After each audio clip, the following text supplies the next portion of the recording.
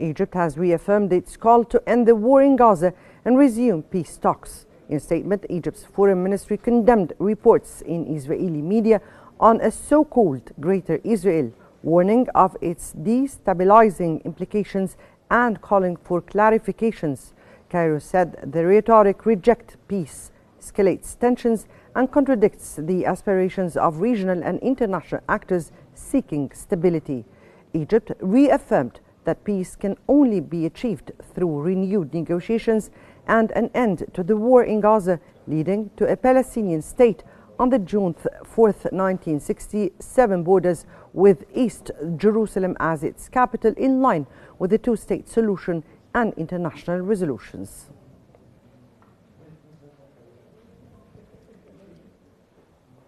Egypt has further condemned Israel's approval of 3,400 new settlement units around occupied Jerusalem. Cairo says the move reflects Israel's intent to expand its seizure of Palestinian land and alter the demographic reality in the occupied territories. Egypt also denounced the Israeli finance minister's call to extend sovereignty and expand settlements in the West Bank, describing them as evidence of arrogance and deviation. It warned such actions will undermine regional stability while ignoring Palestinian aspirations.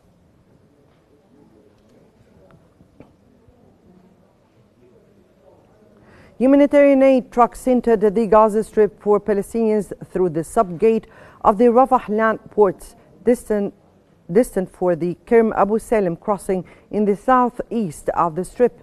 An official source at the Rafah land port in North Sinai announced Thursday that the 15th aid convoy is carrying food relief supplies, flour, legumes and essential medical supplies for Gaza, in addition to fuel and personal care items. The source added that the trucks had lined up since early this morning in the Rafah land port's yard, preparing to move towards Gaza.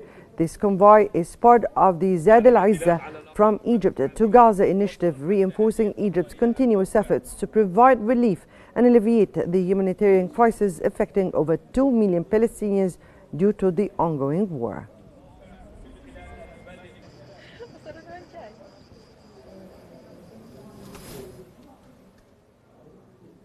The Egyptian committee in the Gaza Strip has begun distributing thousands of food parcels to Palestinian families across the sector, using local elders, clan leaders and family representatives to ensure the aid reaches those in need wherever they are.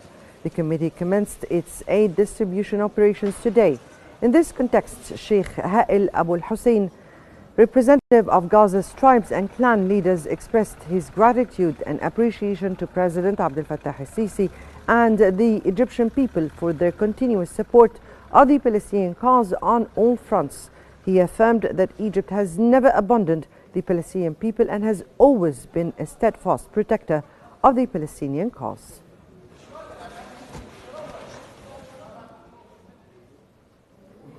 Minister of Foreign Affairs and Immigration Badr Abdulati said that Egypt neither accepts nor allows any irresponsible decision by the Israeli government.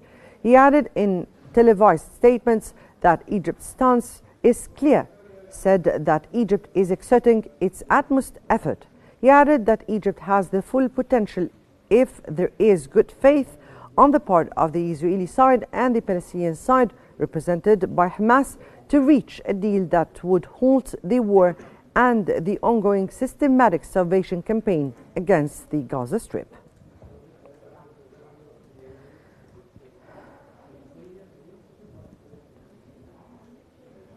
Egypt's foreign minister says strong historical ties and coordination with South Africa are boosting bilateral relations and joint cooperation. In a phone call with South Africa's Foreign Minister, Minister Badr Abdulati discussed ways to strengthen ties in multiple fields alongside regional and international issues, especially as South Africa holds the G20 presidency. Abdulati reaffirmed Egypt's readiness to work with South Africa on development projects across sectors, leveraging the expertise of Egyptian companies.